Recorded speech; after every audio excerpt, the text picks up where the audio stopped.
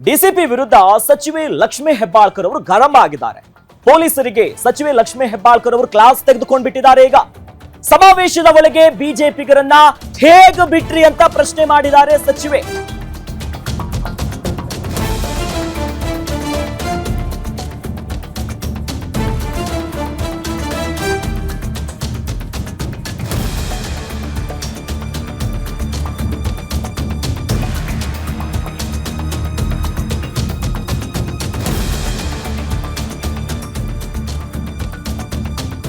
ಬೆಳಗಾವಿಯ ಸಮಾವೇಶಕ್ಕೆ ಸಂಬಂಧಪಟ್ಟಂತೆ ಸಮಾವೇಶದ ನಡುವೆ ಮುಖ್ಯಮಂತ್ರಿ ಸಿದ್ದರಾಮಯ್ಯ ಅವರು ಮಾತನಾಡ್ತಿರುವಂತಹ ಹೊತ್ತಿನಲ್ಲಿ ಪ್ರತಿಭಟನಾಕಾರರು ಬಿಜೆಪಿಯ ಪ್ರತಿಭಟನಾಕಾರರು ಎಂಟ್ರಿ ಕೊಟ್ಟು ಏನೊಂದಿಷ್ಟು ಗದ್ದಲಗಳಾಯ್ತಲ್ಲ, ಈ ವಿಚಾರಕ್ಕೆ ಸಂಬಂಧಪಟ್ಟಂತೆ ಡಿಸಿಪಿ ವಿರುದ್ಧ ಸಚಿವೆ ಲಕ್ಷ್ಮೀ ಹೆಬ್ಬಾಳ್ಕರ್ ಅವರು ಫುಲ್ ಗರಂ ಆಗಿದ್ದಾರೆ.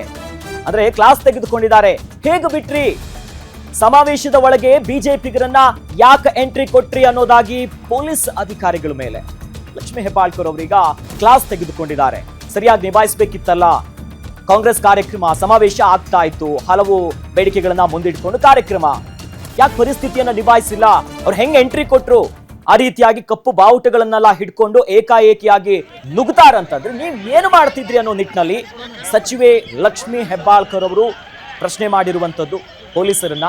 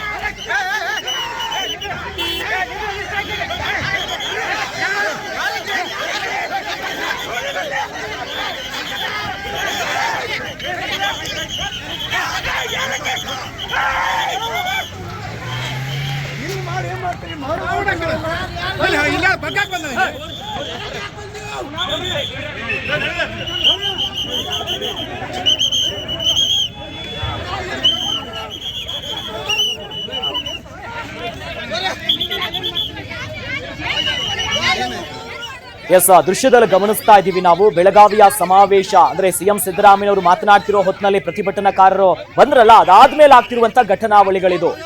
ಸಚಿವೆ ಲಕ್ಷ್ಮೀ ಹೆಬ್ಬಾಳ್ಕರ್ ಅವರು ಪೊಲೀಸ್ ಅಧಿಕಾರಿಗಳಿಗೆ ಪ್ರಶ್ನೆ ಮಾಡ್ತಿದ್ದಾರೆ. ರೋಹನ್ ಜಗದೀಶ್ ಅಧಿಕಾರಿಯಲ್ಲಿದ್ದಾರೆ, ಅವ್ರಿಗೆ ಪ್ರಶ್ನೆ ಮಾಡ್ತಿದ್ದಾರೆ, ಹೇಗ್ರಿ ಬಿಟ್ರಿ ಇವ್ರನ್ನೆಲ್ಲ ಒಳಗೆ, ಏನಾಯ್ತು, ಭದ್ರತೆ ಎಲ್ಲಿದೆ, ಏಕಾಏಕಿಯಾಗಿ ಮುಖ್ಯಮಂತ್ರಿಗಳು ಮಾತನಾಡ್ತಿರೋ ಹೊತ್ತಿನಲ್ಲಿ ಹೆಂಗ್ ಬಂದ್ರು, ಯಾರು ಕೂಡ ಗಮನಿಸ್ಲಿಲ್ವಾ ಅನ್ನೋ ನಿಟ್ಟಿನಲ್ಲಿ ಪೊಲೀಸರಿಗೆ ಕ್ಲಾಸ್ ಅನ್ನ ತೆಗೆದುಕೊಳ್ತಿದ್ದಾರೆ ಸಚಿವೆ ಲಕ್ಷ್ಮೀ ಹೆಬ್ಬಾಳ್ಕರ್ ಅವರು. ಬೆಳಗಾವಿಯಲ್ಲಿ ಆಗಿರುವಂತಹ ಘಟನೆ ಇದು. ಅದಾದ್ಮೇಲೆ ಪ್ರತಿಭಟನಾಕಾರರು ಯಾರ್ಯಾರಿದ್ರಲ್ಲ, ಬಂದಿದ್ರಲ್ಲ, ಅವರೆಲ್ಲರನ್ನೂ ಕೂಡ ಪೊಲೀಸರು ವಶಕ್ಕೆ ಪಡ್ಕೊಂಡಿದ್ದಾರೆ. ಈ ಹೊತ್ತಿನಲ್ಲಿ ಈ ಘಟನೆಗೆ ಸಂಬಂಧಪಟ್ಟಂತೆ ಪೊಲೀಸರು ಕ್ಲಾಸ್ ತಗೊಂಡಿದ್ದಾರೆ. ಡಿಸಿಪಿ ವಿರುದ್ಧ ಲಕ್ಷ್ಮೀ ಹೆಬ್ಬಾಳ್ಕರ್ ಅವರು ಗರಂ ಆಗಿರೋದು. ಹೆಂಗ್ ಬಂದ್ರು, ಯಾಕೆ ಬಿಟ್ರಿ, ಯಾರು ನೋಡೇ ಇಲ್ವಾ, ಇನ್ನು ಈ ರೀತಿಯಾಗಿ ಕೈ ಮೀರಿ ಹೋಗಿದೆ ಅನ್ನುವಂತ ವಿಚಾರಕ್ಕೆ ಸಂಬಂಧಪಟ್ಟಂತೆ ಘಟನಾ ಸ್ಥಳದಲ್ಲೇ ಪೊಲೀಸರಿಗೆ ಪ್ರಶ್ನೆ ಮಾಡಿದ್ದಾರೆ. ಡಿಸಿಪಿ ವಿರುದ್ಧ ಫುಲ್ ಕೆಂಡಾಮಂಡಲರಾಗಿರೋದು ಬಹಳ ಸ್ಪಷ್ಟವಾಗಿ ಗೊತ್ತಾಗ್ತಿದೆ. ಗಮನಿಸ್ತಾ ಇದ್ದೀವಿ ಏನೇನಾಯ್ತು ಅನ್ನುವಂಥದ್ದು. ಪೊಲೀಸರು ಕೂಡ ಪರಿಸ್ಥಿತಿಯನ್ನ ನಿಭಾಯಿಸೋದಕ್ಕೆ ಬಹಳಷ್ಟು ಹರಸಾಹಸ ಪಡ್ತಾ ಇರೋದು ದೃಶ್ಯದಲ್ಲಿ ಗೊತ್ತಾಗ್ತಿದೆ.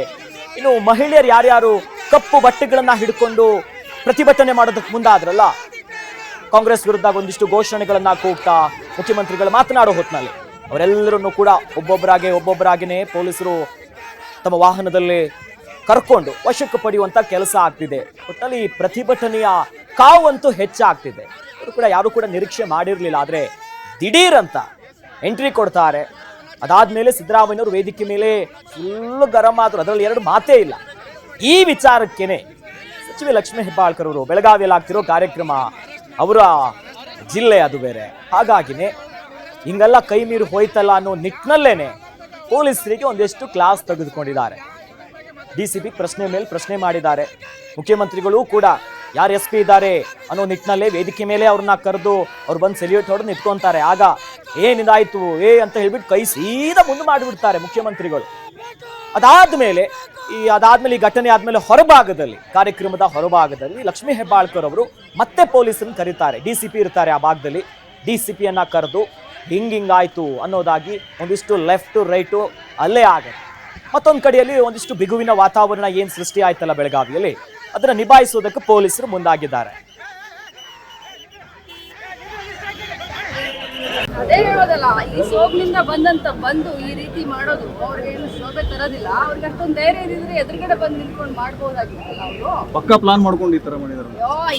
ಸಾವಿರಾರು ಬರ್ಲಿ ಹೋಗ್ರಿ, ಇಂಥ ಕಪ್ಪು ಬಾವುಟ ಇಂಥ ಇದು CM ಅವ್ರು ಎಷ್ಟು ನೋಡಿದಾರೆ, ನಾವ್ ಎಷ್ಟು ನೋಡಿದೀವಿ.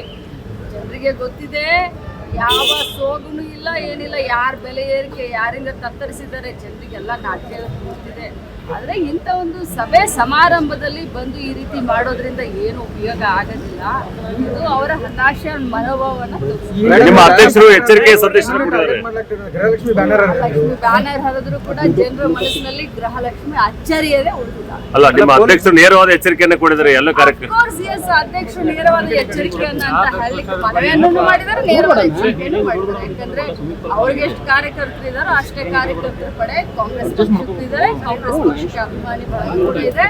ಅವರು ಈ ರೀತಿ ಮಾಡಿದ್ದಾರೆ, ನಮಗೂ ಕೂಡ ಮಾಡ್ಲಿಕ್ಕೆ ಮುಯಿಗೆ ಎಲ್ಲರಿಗೂ ಇದ್ದೇ ಇದೆ. ವಿಪಕ್ಷ ನಾಯಕ ಚಲುವತಿ ನಾರಾಯಣ ಸ್ವಾಮಿ ಅವರು ನಮ್ಮ ಜೊತೆ ಜಾಯ್ನ್ ಆಗ್ತಿದ್ದಾರೆ. ಸರ್ ನಮಸ್ಕಾರ.